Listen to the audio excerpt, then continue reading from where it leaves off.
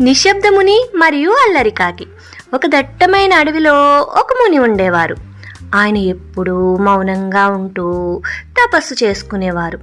అందుకే ఆయన్ని అందరూ నిశ్శబ్దముని అని పిలిచేవారు. అదే అడవిలో ఒక అల్లరికాకి ఉండేది. అది రోజంతా అరుస్తూ ఇతరి పక్షుల్ని వేధిస్తూ ఉండేది. ఒకరోజు ఆ కాకి ముని దగ్గరికి వచ్చి, ఏయ్ ముని, నువ్వు ఎప్పుడు ఇలా నోరు మూసుకుని కూర్చుంటే నీకు బోరు కొట్టదా? నాలాగా అరవటం నేర్చుకో, అప్పుడు అందరూ నిన్ను చూస్తారు అని వెక్కిరించింది.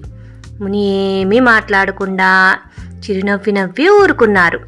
కొన్ని రోజుల తర్వాత ఒక వేటగాడు ఆ అడవికి వచ్చాడు. కాకి తన అలవాటు ప్రకారం గట్టిగా అరుస్తూ వేటగాడి దృష్టిని ఆకర్షించింది. వేటగాడు వెంటనే బాణం వేసి కాకిని కొట్టబోయాడు. అది త్రుట్లో తప్పించుకుని ప్రాణభయంతో ముని ఆశ్రమంలో దాక్కుంది.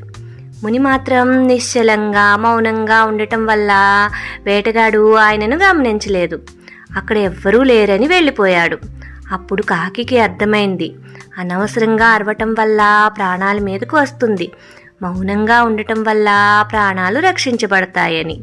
ఆ రోజు నుంచి కాకి కూడా అనవసరంగా మాట్లాడటం మానేసింది.